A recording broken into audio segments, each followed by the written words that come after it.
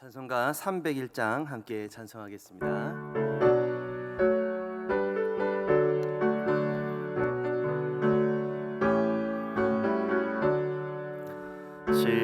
지금까지 지내온 것 주의 계신 은혜라. 한이 없는 주의 사랑 어찌 이루 말하랴. 찬하게 나 주의 손이 항상 살펴주시고 모든 일을 주 안에서 형통하게 하시네. 몸도 맘도 연약하나 세임받아 살았네. 물 붓듯이 부으시는 주의 은혜 족하다. 사랑 없는 거리에 나 험한 산 길에 맬 때 주의 손을 굳게 잡고 찬송하며 가리라. 주님 다시 배올 날이 날로 다가와 무거운 짐 주께 맡겨 벗을 날도 멀잖네. 나를 위해 예비하신 고향 집에 돌아가 아버지의 품 안에서 영원토록 살리라. 아멘. 오늘은 목요일입니다. 우리 교육 부서를 위해서, 다음 세대를 위해서, 교육 목자님들을 위해서 함께 기도하시고요. 말씀을 사랑하고 기도를 즐거워하는 우리 교회 될 수 있게 달라고 합심하여 기도하겠습니다. 사랑이 많으신 아버지 하나님 참 감사합니다. 하나님 아버지께서 기뻐하시는 우리 울산 시민교회가 되게 하여 주시고, 특별히 하나님 우리 교회에 내일이 있고 미래가 있고 다음이 있는 하나님 아버지 교회가 될 수 있도록 우리 교회에 하나님 다음 세대를 건강하게 세워 주시옵소서. 하나님 우리 교회에 많은 친구들 보내어 주시고 하나님 아버지를 만날 영혼들 보내어 주시고 이를 위해 수고하고 헌신할 우리 하나님 교육 목자님들도 많이 세워 주셔서 하나님 참으로 하나님이 기뻐하시는 아버지 하나님 온전한 건강한 하나님 교회를 세워나갈 수 있도록 주님 도와주시옵소서. 아버지 하나님 이를 위하여 또 하나님 아버지 수고하는 모든 우리 하나님 교육자들과 교육 목자님들 하나님 지치지 않는 힘과 능력 주시고 은혜 베풀어 주시옵소서. 하나님 날마다 우리가 말씀을 사랑하고 기도를 하나님 하는 것을 즐거워하는 우리 교회 될 수 있도록 영적으로 하나님 육적으로 건강한 우리 교회 될 수 있도록 주님께서 선하게 인도하여 주시고 복에 복을 주시고 은혜를 베풀어 주시옵소서. 아버지여 감사합니다. 하나님 은혜 베풀어 주시옵소서. 주님 우리 교회를 건강하게 세워 주시옵소서. 감사드립니다. 예수님의 이름으로 기도합니다. 아멘. 하나님 말씀은 역대상 29장 20절에서 30절까지의 말씀입니다. 역대상 29장 20절에서 30절까지의 말씀을 우리가 한 절씩 교독하겠습니다. 다윗이 온 회중에게 이르되 너희는 너희 하나님 여호와를 송축하라 하매 회중이 그의 조상들의 하나님 여호와를 송축하고 머리를 숙여 여호와와 왕에게 절하고 이튿날 하나 여호와께 제사를 드리고 또 여호와께 번제를 드리니 수송아지가 1000마리요 순양이 1000마리요 어린 양이 1000마리요 또 그 전제라 온 이스라엘을 위하여 풍성한 제물을 드리고 이날에 무리가 크게 기뻐하여 여호와 앞에서 먹으며 마셨더라. 무리가 다윗의 아들 솔로몬을 다시 왕으로 삼아 기름을 부어 여호와께 돌려 주권자가 되게 하고 사독에게도 기름을 부어 제사장이 되게 하니라. 솔로몬이 여호와께서 주신 왕 위에 앉아 아버지 다윗을 이어 왕이 되어 형통하니 온 이스라엘이 그의 명령에 순종하며 모든 방백과 용사와 다윗 왕의 여러 아들들이 솔로몬 왕에게 복종하니 여호와께 솔로몬을 모든 이스라엘의 목전에서 심히 크게 하시고 또 왕의 위엄을 그에게 주사 그 전 이스라엘 모든 왕보다 뛰어나게 하셨더라. 이세 아들 다윗이 온 이스라엘의 왕이 되어 이스라엘을 다스린 기간은 40년이라 헤브론에서 7년간 다스렸고 예루살렘에서 33년을 다스렸더라. 그가 나이 많아 늙도록 부하고 존귀를 누리다가 죽음에 그의 아들 솔로몬이 대신하여 왕이 되니라.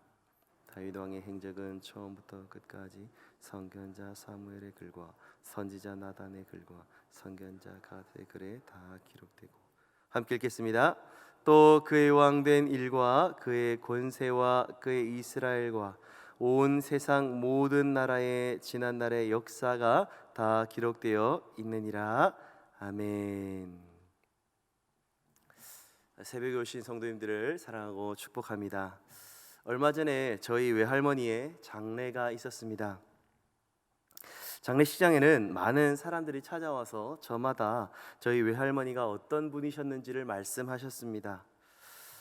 제 인생의 절반 가까이를 함께 지냈던 저희 외할머니를 나는 한마디로 어떻게 표현할 수 있을까 생각을 해봤는데요. 우리 외할머니는 세상에서 가장 사랑이 많은 분이다라고 생각을 했습니다. 가정 형편이 어렵고 꿈이 많던 제가 그나마 이 자존감이 무너지지 않고 건강할 수 있었던 이유는 할머니께서 항상 안아주시고 이 작은 일에도 칭찬해 주시고 격려해 주셨으며 늘 제 편이 되어 주셨기 때문에 그런 게 아닌가 생각이 되었습니다. 가장 대표적인 할머니의 사랑 표현으로는 밥상 위에 있었는데요.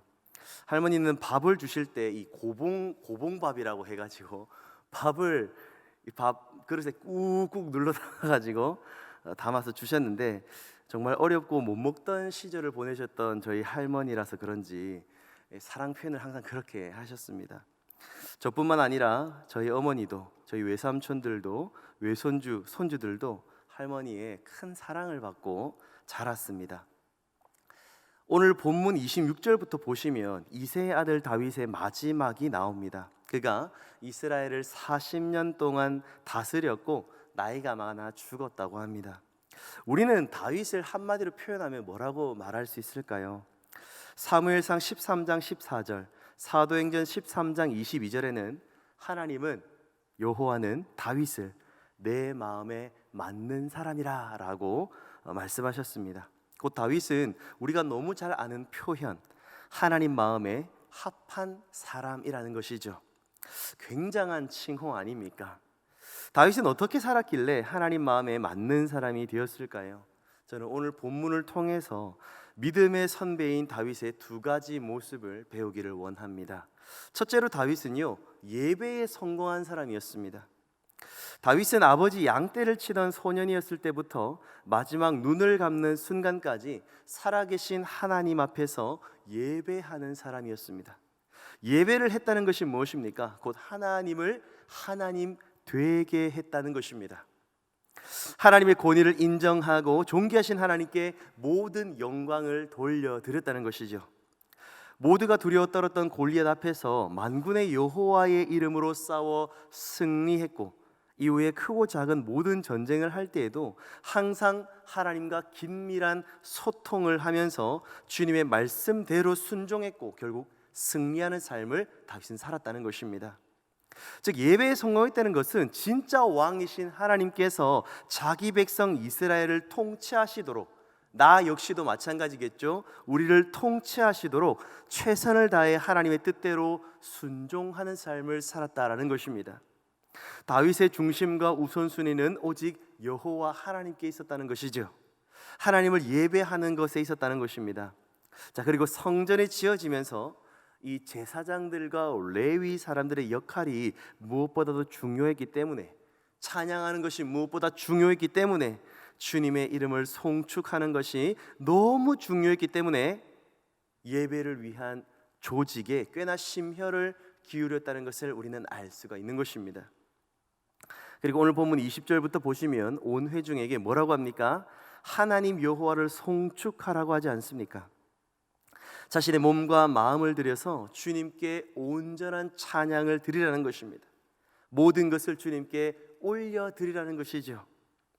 다음 날에는 번제와 전제로 하나님께 제사했는데 여기에 들어간 제물의 양이 어떻습니까? 21절부터 보시면 수송아지 1000마리, 순양 1000마리, 어린 양도 1000마리를 드렸습니다. 엄청난 양을 드렸다는 것입니다. 이는 것 무엇을 의미합니까? 다윗이 하나님을 예배할 때 최선을 다했다는 것입니다. 이 엄청난 제물로 제사를 드리는 것이 쉬웠을까요? 아닙니다. 지극정성을 쏟아서 하나님께 예배했다는 것입니다. 사랑하는 성도님들, 우리는 하나님께 예배할 때 어떻게 예배합니까? 몸은 여기에 있지만 우리의 마음과 정성은 다른 곳에 두고 올 때가 있지는 않습니까? 아무런 기대감 없이 이 자리에 나오시는 분은 없습니까? 이는 죽은 예배를 드리는 것입니다. 속은 아무것도 없고 껍데기 예배만 하고 있는 것이죠. 더 나아가 예배는요, 다른 사람들에게 보여주려고 하는 쇼도 아닙니다.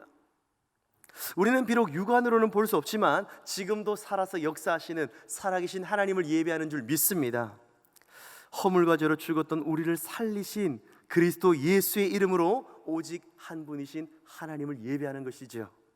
자, 우리가 예배하는 대상이 누구입니까? 나입니까? 돈입니까? 아니면 내 꿈을 이루어줄 무언가입니까? 우리가 예배할 단 한 분은 그 누구도 아닌, 그 무엇도 아닌 하나님이심을 믿습니다. 사랑하는 성도님들, 예배에 성공하는 은혜가 있기를 축복합니다. 우리는 최선을 다해 예배해야 합니다. 찬양을 할 때 정말 우리가 할 수 있는 최선으로 찬양해야 합니다. 헌금을 금액에 상관없이 우리는 정성껏 드려야 할 줄 믿습니다. 예배를 드리면서도요, 머릿속에 다른 생각을 하고 있는 것은 참 안타까운 일입니다. 하나님의 말씀을 들으면서도 내게 주시는 말씀이라 받지 않고 자꾸만 다른 사람을 떠올리고 있다면, 내 삶이 변화되지 못한다면, 내가 하나님 한 분만으로 만족하지 못한다면 그건 참 슬프고 괴로운 일일 것입니다. 또한 예배는 이곳에 와서 드리는 예배뿐만 아니라 우리가 먹든지 마시든지 무엇을 하든지 하나님의 영광을 위해 사는 우리의 삶 자체도 예배가 될 수 있습니다. 사랑하는 성도님들, 하나님 앞에서 하나님의 영광을 위해 사는 예배자의 삶이 되시길 축복합니다. 최고의 하나님께 우리가 할 수 있는 최상의 것을 드리는 성공하는 예배자의 삶이 되기를 간절히 소원합니다. 자, 둘째로 우리는 오늘 본문을 통해서 다윗에게 무엇을 배울 수 있습니까? 다윗은요, 다음을 세우는 삶을 살았습니다. 다음을 세운다. 자, 여기서 다음은요, 자신의 이후, 자신의 다음 세대를 세웠다는 뜻인데, 이 다음에는요 두 가지가 있습니다. 첫 번째는 사람을 세우는 것이고, 두 번째는 사람이 자랄 수 있도록 환경을 세웠다는 것입니다. 상황과 환경을 세웠다. 먼저 오늘 본문의 22절 중반부터 25절까지의 내용을 보시면 사람을 세우고 있습니다. 다윗의 뒤를 이어서 솔로몬이 이스라엘의 왕이 되고요, 이스라엘의 영적인 부분을 맡길 제사장 사독을 세우고 있습니다. 자, 인사가 만사다라는 말이 있는 것처럼 사람을 세우는 일은 무엇보다도 중요합니다. 다윗은 물론 앞서 하던 일들을 다른 사람들에게 이제 맡길 수 있도록, 내가 하던 일을 다음 사람이 할 수 있도록 그렇게 하는 것이죠. 하지만 이 사람을 세우는 일은 결코 쉽지가 않습니다. 부모님은 정말 신앙도 좋고 교회도 잘 섬겼는데 희한하게 그 다음 세대, 그 자녀 세대로 넘어가다 보면 그 신앙이 이어지지 못하는 것을 우리 주변에서 너무 잘 보고 있지 않습니까? 내 자녀를 믿음의 사람으로 세우는 것도 쉽지 않은데 하물며 다른 사람을 세우는 게 어디 쉬운 일이겠습니까? 어렵습니다. 그러나 우리는 다음을 세우는 삶을 살아야 합니다. 우리를 통해서 우리 공동체가 내일이 있고 미래가 있는 공동체를 세우는 것이 우리의 삶의 사명이 되어야 되는 것이죠. 우리에게 주신 지상 명령도 무엇입니까? 영혼 구원하여 제자 삼는 것 아닙니까? 나만 잘하는 것이 아니라 나의 수고와 섬김을 통하여서 우리 다음에 사람이 보고 배워서 그들도 예수님의 제자가 되어야 한다는 것이죠. 또한 다윗은 사람만 세운 것이 아닙니다. 다음을 세우기 위해 이 좋은 환경도 세웠습니다. 다윗이 하나님을 잘 섬기자 이스라엘은 하나님의 보호하심 아래 잘 세워졌습니다. 이것은 나라 밖에서만 있는 것이 아니고 나라 안에서도 있었습니다. 다윗에서 다윗 아들 솔로몬의 리더십으로 이제 바뀌는데, 리더십이 이양되지 않습니까? 이때 다윗을 따르는 사람들의 반응을 보십시오. 오늘 본문 23절에 보시면 온 이스라엘이 그의 명령에 순종했습니다. 24절에는 모든 방백과 용사와 다윗 왕의 여러 아들들이 솔로몬 왕에게 어떻게 합니까? 복종합니다. 물론 다윗이요 솔로몬에게 왕위를 넘겨주기 직전의 상황을 보면 좀 긴박했습니다. 긴장감이 흘렀습니다. 그러나 다윗은 자신의 후계자 솔로몬을 지목한 이후에 온 이스라엘이 솔로몬을 따르게 했습니다. 이는 다윗이 사람만 세운 것이 아니라 그 사람이 잘 지낼 수 있도록 상황과 환경도 잘 세웠다는 것입니다. 사랑하는 성도님들, 이 상황과 환경 만드는 것 굉장히 중요합니다. 매우 중요합니다. 우리는 이 상황과 환경에 지배되는 경우가 많기 때문이죠. 어떤 환경에서 어떤 상황에서 내가 지내는가가 너무 중요하다는 것입니다. 맨날 서로 싸우는 환경, 다투고 경쟁하는 환경을 만들었다면 어떻게 되겠습니까? 맨날 싸우는 것입니다. 항상 긴장감이 맴도는 것입니다. 사람이 사람답게 사는 것이 아마 굉장히 힘들었을 것입니다. 우상 숭배하는 분위기, 그런 상황을 방치했다면 어떻게 되겠습니까? 하나님은 온갖 데 없고 그냥 자기 정욕을 쫓아서 우상 숭배하며 살지 않았겠습니까? 어떻게 알 수 있지요? 다윗의 다음 솔로몬 때를 보십시오. 그는 하나님 마음에 반쪽만 있었죠. 처음에는 굉장히 잘했습니다. 용두사미로 끝나지 않습니까? 그 이후는 어떻습니까?